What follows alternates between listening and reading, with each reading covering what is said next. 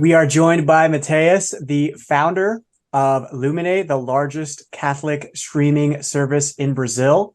Matheus, thank you so much for joining us. Thank you. Thank you very much. Thank you for having me. Brazil is a country that was built in the Catholic faith historically. I'm not Catholic by family. I converted. So, as a convert, what was your conversion like? How did that take place? People are somehow in Brazil very educated to have this leaning, this ideological leaning. So that was the education that I received. So and I thought that all the ideas that I have about Christianity, about the church, about traditions were all bad. So these guys, the church, the Pope, the Christianity, Christians, they're all enemies. So that was more or less the culture where I was brought in my teenage years. But my family, my mom, my mother specifically, she's Christian, and my family they are Christians. So I was going and attending to Christian churches, not Catholic, when I was children, and when I was a child. But in my teenage years, I get rid of that. I had a rock and roll band and dreadlocks and Che Guevara T-shirt. So I was the quintessential Latin American left wing guy. I was that person. So, and but then I find something very interesting, which is I started to really work, having a job and having to pay my bills. And then I start to understand the reality of the work ethics. And this, I promise you, this is everything connected with my conversion. So I promise I'm going to get there, okay? So the work ethics and the necessity of having a job and working, etc. So in this searching, I understood that we need a moral code. We need a moral code to guide everything. And then I start to get in touch with some priests in Brazil and talk to some priests. And one particular priest, there's a very famous priest in Brazil. His name is Padre Paulo Ricardo. He's very famous here. He does a magnificent job with catechizing online, with courses, with classes online. And I started to read everything and to watch everything that he was saying. And then there was a very important priest in my town where he invited me to make meetings and talking about the faith. And we did that like every week, and he was teaching me everything about the faith. So I can't say that I converted. Of course I converted, but for me it was more like surrendering. I surrendered to the truth of the church. So it was so many beautiful and compelling answers that the Catholic Church was giving to me, that for me it got very clear that okay, the Catholicism is not even a religion. Catholicism is the reality. So for me, the reality is Catholic. And understanding that, it was just a matter of time for me to have like official conversion and then get my first communion when I was a young adult. And it was a beautiful thing. So all this adventure lead me to understanding that okay, we need the church. The church, it's the place where we can find the truth, and it was like that. That's awesome, man. That's really big journey, eh? Through one extreme to another one. Eh? Exactly. It's so funny. Whenever I see people with Che Guevara on shirts here, I kind of laugh, and then like you're actually closer to that. So Exactly. Yeah. So what was the biggest challenge in converting to the faith? I mean, all my friends and all the environment that I was in, the cultural environment, were not really friendly to the Catholic faith. So I think the first struggle is to understand how can I love these people and not necessarily fight with them. And I don't know, maybe with God's grace to be an example, if He allow me to be. So the first thing was like this whole changing of environment and creating a new environment that was tough. You felt lonely in the beginning, but it's not a loneliness like a sad loneliness, like a depressive loneliness, but it's a good loneliness. But you sometimes you have to face it. And after that, it was all okay. What I'm gonna do now? I mean, I discover all these new things, and how can I put my talent and everything that I can do in my work uh, to spread this thing, to spread the gospel, and to spread these ideas. And so then I started to think about, okay, how can I do in terms of business, in terms of, okay, how can I create a solution to society and to the Catholic community that can help them to live the faith with, I mean, with the vision that I'm having, with the talents that God gave me. So this whole process of starting kind of a new career and a new process in my career, it was tough too. But I mean, with God's grace, we accomplished a lot of stuff. Today we have like this whole media group in Brazil working to spread the gospel. So thank God everything was fine and is fine. So, but it was just two moments. I mean, feeling that you need to change your environment and create a new environment. So these two processes are tough, but you can do it. It's possible to do it with God's grace, of course.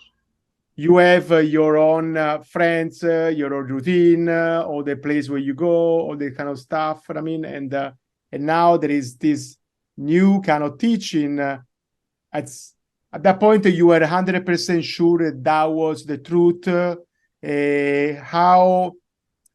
How did you rationalize to see that they were now becoming a problem and that was worth from you to let it go them and embracing this other new reality, because for so many people it can be a huge stumbling block between you leave something for something totally you don't know. Yeah. I mean, there was one thing that helped me. It was easier for me in some sort of way because I didn't have a family, I didn't have a wife, I didn't have kids. I didn't have, so all the bills that I have to pay was only for myself. So I can like disconnect from this whole society and group of people and try a new thing because I have only myself. So I can do what I have to do. But I know that there are some people that find the faith when they already have a family and they have kids, so that they have this whole new work, this whole work environment and cultural environment that they can't get rid of. So because they have responsibility to pay their bills, to provide to their family. So for me, it was easy in that sense because I could take this decision alone. But easy in the sense of, okay, I didn't have wife and kids, but the thing that happened to me is that I understood that God is a father, so He's gonna provide to me. So He's gonna provide to me everything that I need in terms of job, in terms of family. So it's possible to make a leap of faith and understand that, okay, God is going to give me everything back, even more that I think that I need.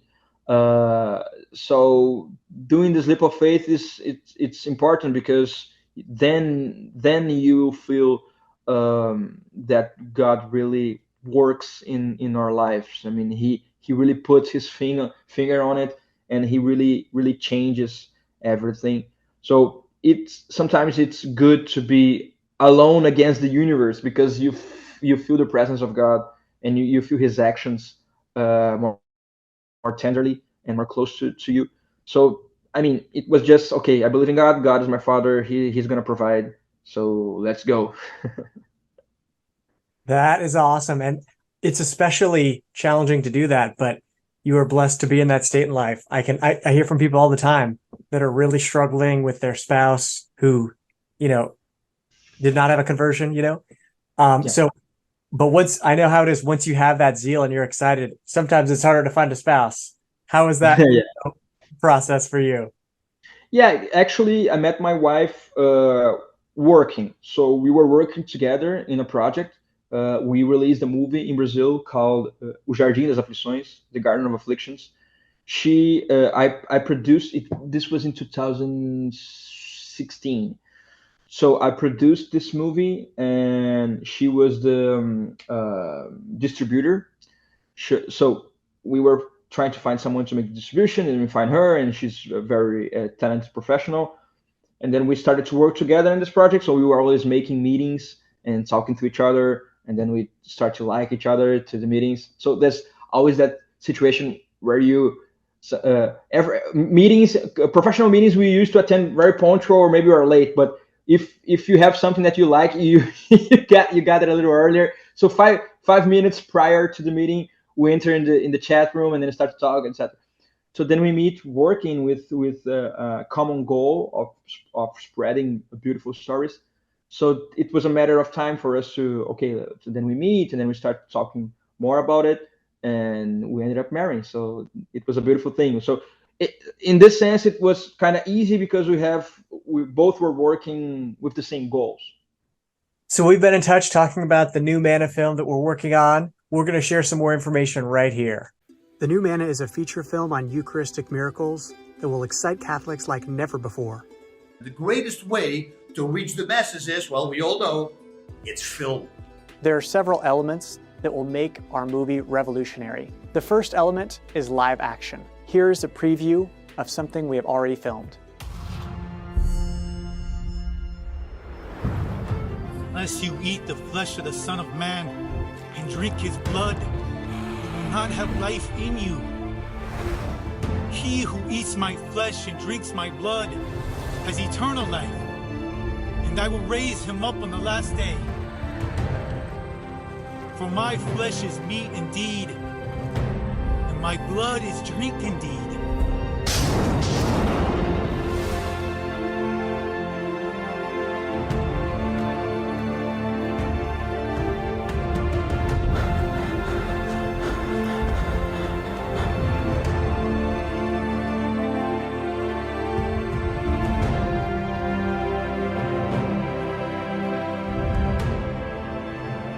Leave my son.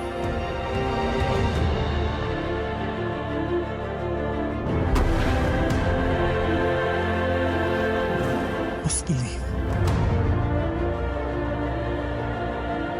I am with you.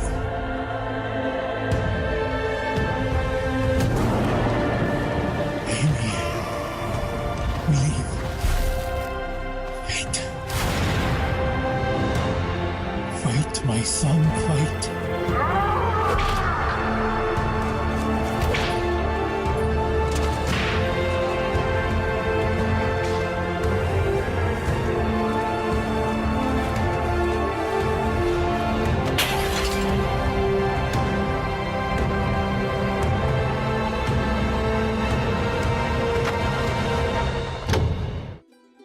This filming was led by our director, Angelo Labuti. I've worked on over 35 feature films. I've played almost every role in the filmmaking, from concept, storyboard, producing, writing, animation, 2D and 3D, and special effect. We'll also have artists from Hollywood who have worked on some of the biggest movies of all time. They will use their talents to bring to life this much overdue film. Most importantly, we filmed the Gospel of John chapter 6, where Jesus' disciples left him over the Eucharist. Scenes we filmed are the Exodus, the baptism of Jesus, the miracle of the loaves and fish, Jesus walking on water, the bread of life discourse, Jesus in the synagogue, the Last Supper, the scourging, carrying of the cross, and crucifixion, the road to Emmaus, Paul's conversion, 1 Corinthians 11:27, and St. Tarcisius. From that, it's clear that we've filmed every Bible passage on the Eucharist, which will bring the scriptures to life in a way no other film has done in 2,000 years. It was such a joy to see the impact this had on our team. I mean, several of our apostles came back to the faith after 20 years away from Christ. One of our extras decided to become a nun on the set. I was participating in the seeing the crucifixion, and just seeing Mary mourning for that loss of her son in the cross had a huge impact on me. It touched something really deep in me that same night I decided to go ask my mom for forgiveness for all the things I've done to her. Just a little small scene turning something in my life a blessing and a blessing to others. And just like the Eucharist, it turned from a small little bread, it turned to a blessing for the humanity. The second element is special effects. Animators who have worked at Lucasfilms will create computer-generated imaging, CGI, of Jesus walking on water, transubstantiation, and more. Can you imagine being able to share this with first communicants or people interested in this concept? We'll also show some of the phenomena that we find in these miracles that are hard to explain with words. The third element is theology. Here's a preview of who we've filmed with. Cardinal Lorenzi, Dr. Scott Hahn, Lila Rose, Father Calloway, Tim Staples, Antonia Kudis, Father Ripperger, and Deacon Harold Burke Sivers. The fourth element is science. We've interviewed 3 medical doctors who were part of the initial investigation, as well as 3 others that have reviewed these miracles in depth. This presents the science behind these miracles. And how will all this be pulled together? Through our cast, who have worked on these movies. Our main character will play the role of a struggling believer coming to know Jesus in the Eucharist. He discovers that Eucharistic miracles have occurred where the consecrated host transformed into flesh and blood. In his research, he will come across interviews with doctors and theologians. He will eventually meet with some of the medical experts who were a part of the Eucharistic miracle investigation and question them himself. The showcase of indisputable evidence provided leaves him vulnerable to a change of heart. What he is startled to learn is that these miracles from around the world all show that bread transformed into heart tissue. He reviewed the medical documents and asked all the tough questions. When he dives deeper, he learns something that changes him profoundly. Not only was heart tissue discovered, but the presence of white blood cells showed that the heart was suffering. As he gains knowledge from scholars, the Bible will come to life through the many Eucharistic scenes we filmed. We will be taking you on an emotional journey as our hero searches for truth and understands the transforming power of Jesus in the Eucharist. This riveting movie will be one that can appeal to anyone. Our goal is to release the movie in select theaters, on YouTube, and on our streaming app. This movie is an extension of the mission of Blessed Carlo Acutis, which is why his mother is supporting us. I want to support the film that Angelo Ributti and Ray are producing. They need still $1 million to finish. They did most of the film, 90%, but they need to finish in time. And the goal is to raise this amount within 1 month. The idea will be to display during the Eucharistic Congress in July 2024. Film can reach the heart of people, can touch the young people. To help for this project is really to have millions of souls to convert. And this film is really well done. God does his project, but he needs us to collaborate. We have the free will. So it's up to us. I know that in the United States there are a lot of Catholics that are very wealthy and could help to finish this film. So please, I ask you also on behalf of my son Carlo to help this project, because helping the church, we are helping Christ, and the reward in heaven will be so great. So please help us. Donations are 100% tax deductible. Please support our 501c3 nonprofit to finish this movie at thenewmanna.com. Checks can be written to BVM Blue Mantle Productions. Thank you very much. I'm not used to ask for money because I never ask in my life, I must say, so it's the first time. But I do because I believe the Eucharist and this film can really help people.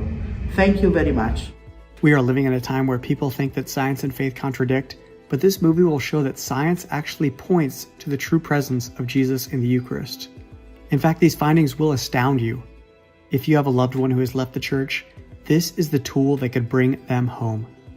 We'll be translating this into over a dozen languages so Christians around the world can see this movie. If my 8-minute video edited in my living room got over 500,000 views, imagine how many this will get. This will only be possible with your support. Every 45-minute episode of The Chosen costs over $1 million. The Eucharist is the greatest gift we could ask for, and if we're able to receive similar support, I can only imagine how many lives would be transformed by Jesus in the Eucharist. So please donate today at thenewmanna.com. Now let's getting closer to what our this achievement we're trying to do with the Eucharist. What kind of percentage you feel that is in Brazil? I mean, for the understanding of what the Eucharist is. You mentioned some before. I mean, there are some people that call themselves Catholic, but no. What is your understanding? And I mean, because it is such a Catholic nation that I'm wondering if you think they are more catechized, they're understanding better, or if the problem is everywhere. I mean, to don't really fully understanding what the Eucharist is. I think that at least in Brazil, more than a half of Brazilian population is namely Catholic. Okay, more than a half. So there's a lot of people. I don't have the exact numbers of how much people believe or not if the Eucharist is the presence of God. But there's something very interesting, because Brazilian people and the Brazilian faithful people, they are very emotional. So sometimes they don't have the understanding, the rational understanding of the presence of God in the Eucharist, but they have this emotional attachment to the sacrament. They kind of, with their sentiments and their emotions, they understand that there's something there that can help them, and there's something there that can change their lives. So there's a lot of people that have this kind of, let's say, minor understanding, but I don't know, God can work his way through this. So I believe that in the Catholic Church, inside the people of Catholic people, there's a lot of understanding. If you consider this emotional engagement in the sacraments, there's a lot of it. But the rational understanding of the presence, I think it's not a lot of people. Okay. Yeah, that's important. I mean, how did you guys guys already start to do this revival for the Eucharist? You've seen priests and things start to acting up towards that. I mean, or it's not there yet. Yeah, I saw that there's this movement happening in American Catholic Church, this revival of the Eucharist. We don't have any specific movement going on in Brazil, but I saw some bishops talking about this, and I saw some bishops concerned about this problem of people don't understanding the real presence. And so I believe something can happen in the next couple of months or the next couple of years, and it would be very, very awesome if it happens, because we need that. We definitely need it. When the movie is going to be out, we are going to as well be able to lean on his platform as well. Sure. I think it's such a stumbling blocks for people, and I think I would love to word in from you as well regarding this one, because I really came to this conclusion after COVID to see how unreliable movie theater and how expensive movie theater are for somebody that doesn't have millions of dollars. I mean, because people gotta understand that. I mean, if you want to donate millions, you can ask to go to a movie theater, but if you're willing to just donate $5, you can thinking that you can have those movie theaters, because they are a huge expensive. Besides, they are taking lots of the money from the making of. So can you pack in the reason why you decide to do this streaming platform and how you think it helps more the Catholics and Christians for this point of view? Yeah, I mean, Catholics, we as Catholics, we need to understand that there's a whole cultural and intellectual tradition in Western civilization that is ours. I mean, Shakespeare is ours. Don Quixote is ours. The cathedrals, they are ours. So we have this strong artistic and cultural heritage that we need to protect and we need to spread. In movies, it's the same thing.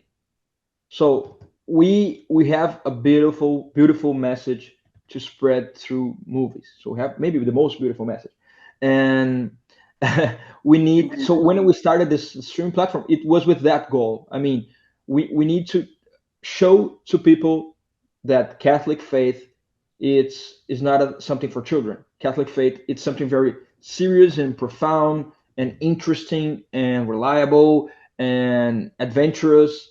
So that was our goal, starting this stream platform with showing these stories. And I think we nailed it, because people were feeling that they need that. They were feeling that the faith that they're living could be more. And we were with our streaming platform, we were adding something more to their faith. So this was very, very interesting, very beautiful. That's why we started this, and it's working. What's been the biggest challenge in reaching people, especially in like the younger generations that are really interested in like quick content, not as much in the documentary type? Yeah, I mean, we even started some content on the platform that is more quick, but we don't want to end in this TikTok mentality of making. It's not even quick. It's like mesmerizing. There, people are being hypnotized by some kinds of content. Especially if you watch on YouTube for kids. Oh my God, they're trying to hypnotize the children with the fast pace of the content. So even that's why we have kids content on our platform. We even have a small studio that creates original kids content, and our stories, they're more slow. They're more like, uh, it's like you're reading a book for children, you know. So and we know that there's this necessity of getting to a younger generation with a faster content, but something interesting happening in actually in YouTube. The some of the most researched and watched content, it's long form, and all this podcast movement that is happening now, it's all long forms of content.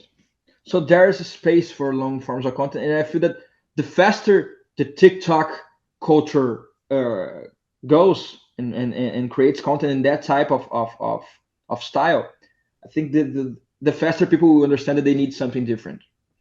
So our we don't bow our heads to the TikTok, and we usually try to do something with another pace, and we have faith that when people see something that is good, at least good people, they will understand that they need that and not another thing. So we are really giving what we understand that people need, and expecting and waiting for them to understand and to enjoy. And it's happening. I mean, of course, we're not here in a like startup mentality or have millions of subscribers and we became a unicorn and then we received some money from BlackRock. And no, we don't have this. We don't have this. We don't have this mentality. For us, if we have a like, if we have a good company with a lot of people watching, it's fine. It works. It's good for people. And I don't know. We don't need that much people watching. We need a feel good man, as that movie, the title of that movie. We need a feel good man. So that's our vision. Well, I'll say that as a father, one of the things I'm always looking for is older movies. For example, my kids watch Chitty Chitty Bang Bang and all these black and white movies, The Sound of Music. And the main reason why is because it's one shot, you know, or one camera position for like 2 minutes or something like that. And it's crazy because I tell my coworkers, you know, oh yeah, my kids are watching this. And I'm like, I'm surprised they weren't bored by that. And the reason they weren't bored by it is because I don't really let them watch all of this new fast-paced footage. And Angelo, can you go into that, like how there's so much cutting and all this stuff and all these newer movies that you don't even see in these 90s and early 2000s films?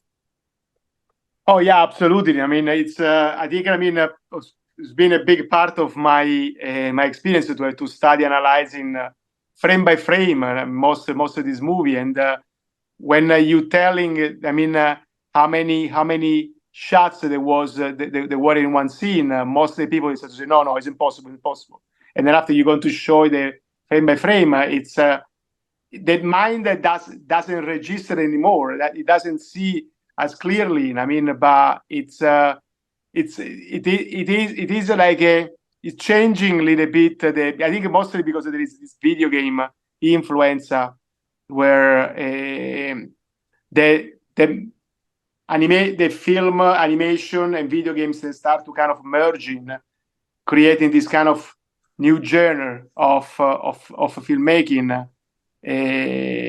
And I see I'm agree with you too, Matthew, too. I mean, obviously we don't want to give all the way, but at the same time, I mean, we are understanding where the audience is and try to finding slowly some compromise to get them to used to the good side, to the good one. I mean, with no going like what's a company that does all those cartoons for kids now? Melon, what's it called? Cocomelon. Cocomelon. I mean, they actually found out. I mean, they are creating some psychological problems to kids because they're quick, fast timing and pacing. I mean, yeah, it's a big deal, and that's why I'm glad there's alternatives like that. One other question: what have you seen as the pushback from those that aren't Catholic when they see your content and they're like, "Oh, you're just trying to propagandize and all this stuff"? Yeah, I mean, we have a lot of content in the platform that is not Catholic. So, or we have the Catholic DNA, but not all of the content is Catholic. It's faith based. So people understand that.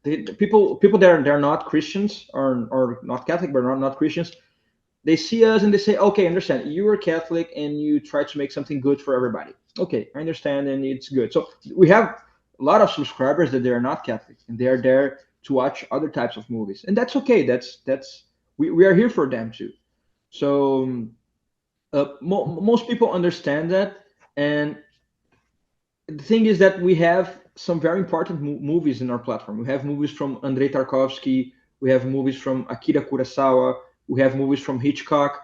So these are important movies. So it's clear to our audience that we are making a serious job here. We're making a serious company here. So we're not playing with their perception. We are compromised with creating beautiful content and to spreading beautiful content. So most people understand that they see, okay, I understand you, I understand what you're doing, and there's not a lot of pushbacks in terms of being aggressive. So people that are aggressive against us, usually they are already anti-Catholic. So there's not much I can say. I mean, he already hates me, so I'm not gonna convince him to not hate me. So he's already he's hating me prior to know me. So okay, you can hate me, it's okay. But people that have an open heart and they're not Catholic, they understand what you're doing. Mm-hmm.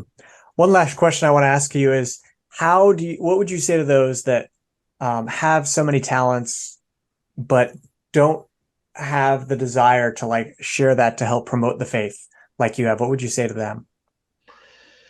I mean, everybody has talents. God gave talents to everybody, different talents. So, of course, we know that there's people that have more or less, but everybody has some.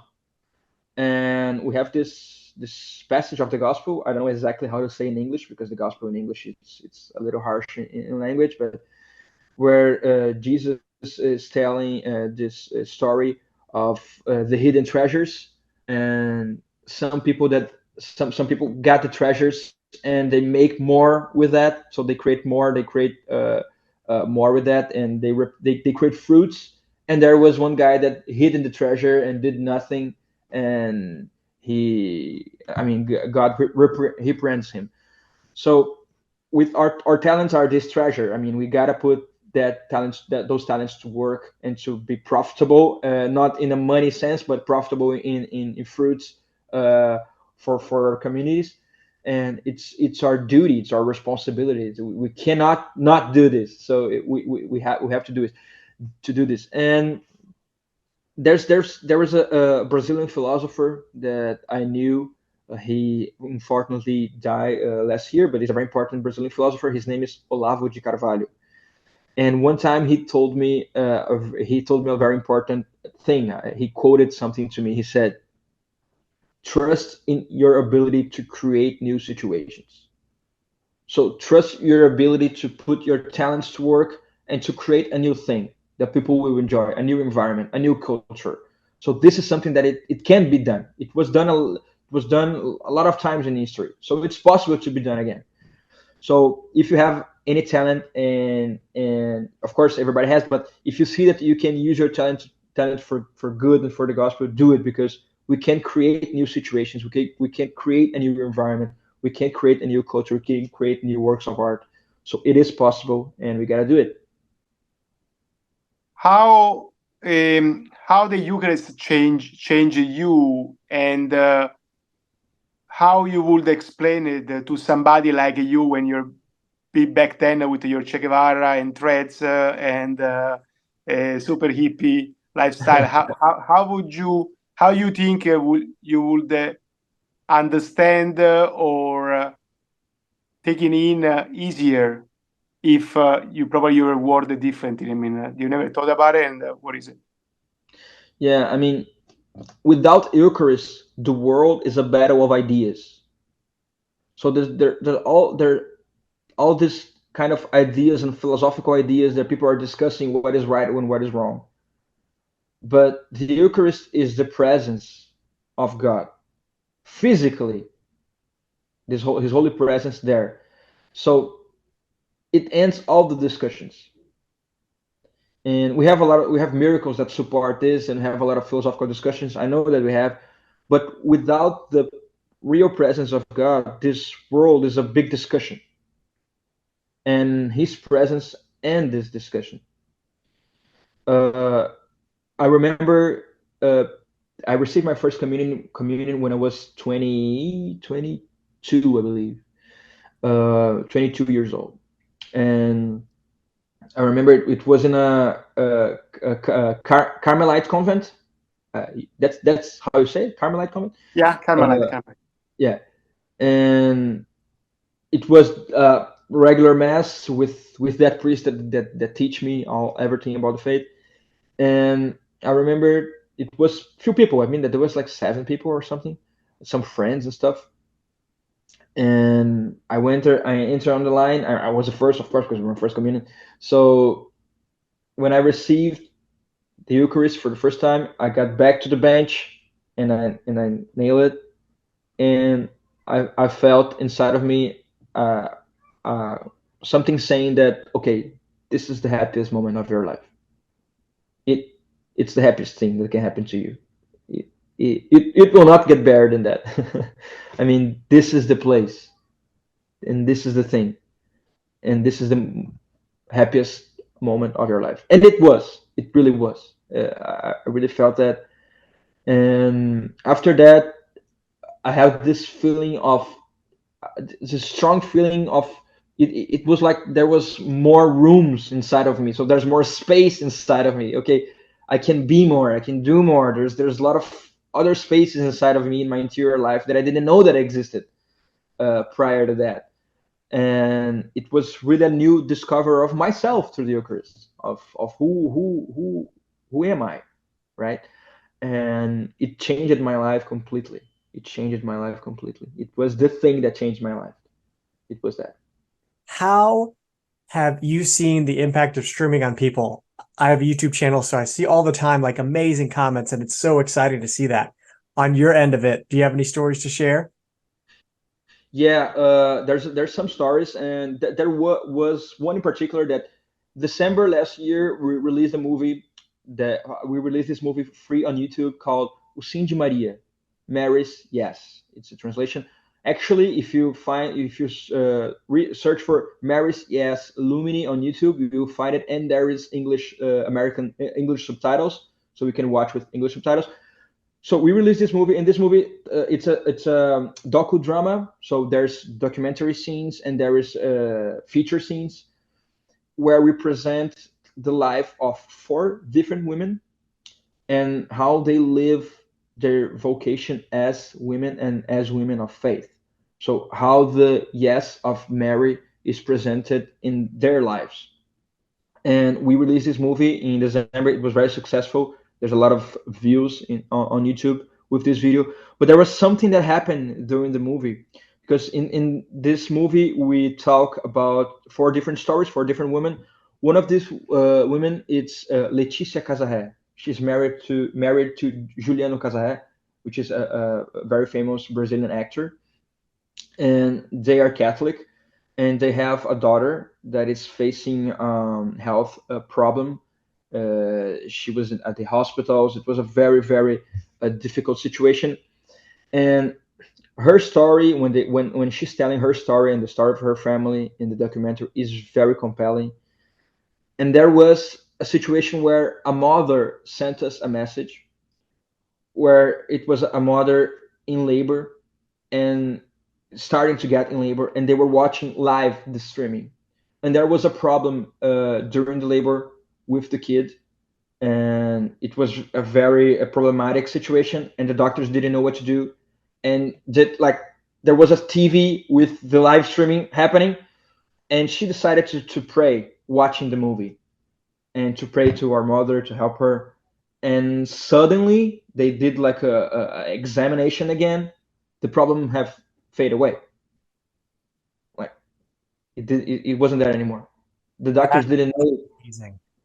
Like she was watching a movie, and of course it wasn't the movie that did that. Of course, it's not. But the movie inspired her to make a very profound prayer to Our Lady, and I don't know. It seems that a miracle happened to her, and it was very moving. That's like all our team. They got very emotional. So, and we have a lot of beautiful stories of people that got in touch with some of our content, our original content, but some content that is in the platform that changed their perspective in life. Sometimes not only in terms of conversion, in terms of religion, but a new perspective in life regarding family, regarding their spouses, regarding their parents. So, I mean, stories and movies are very powerful, and we know that, and well, that's why we're working on it. That was such a beautiful story, and I appreciate you sharing that.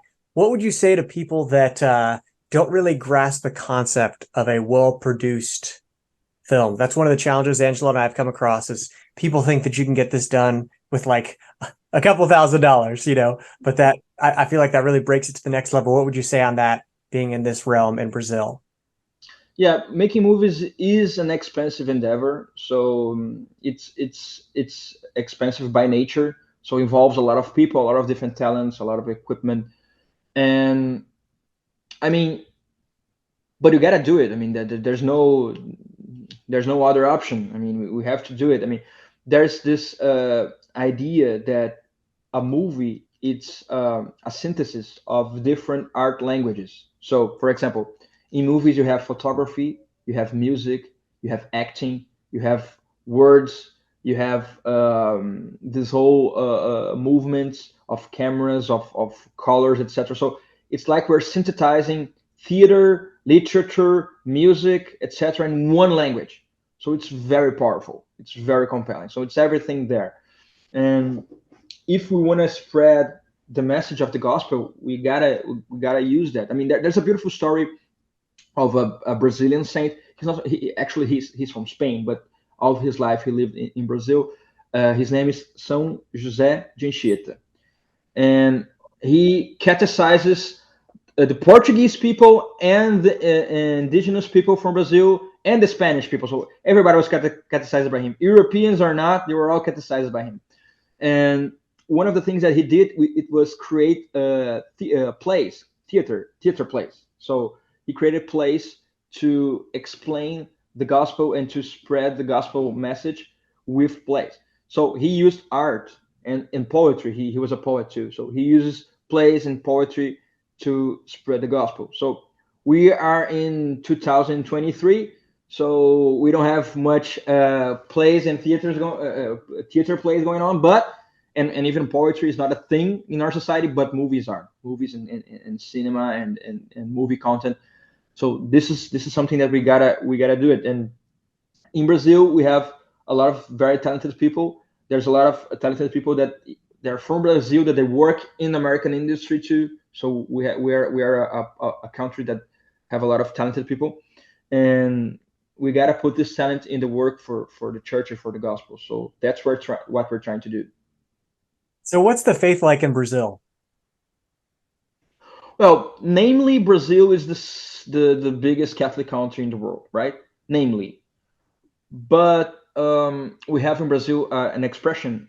We say that there's in Brazil there's the Catholics from IBGE, IBGE, which is IBGE. It's the name of the research company that make researches about Brazilian population. So some people say that they are Catholics, but if you ask them, oh, what's your religion? They're gonna say, oh, I'm Catholic. But okay, so you go to mass every week? No. Oh, so so you try to live through the Ten Commandments? No. You believe that God is in the Eucharist? No. Okay, you're not Catholic. So people answer in researchers that they are Catholic, but not everybody really is. But anyway, Brazil is a country that was built in the Catholic faith historically. So we came from the Portuguese Empire, and the Portuguese Empire was a Catholic. So our formation as a civilization, as a society, is Catholic. So our traditions are all Catholic, architecture and everything.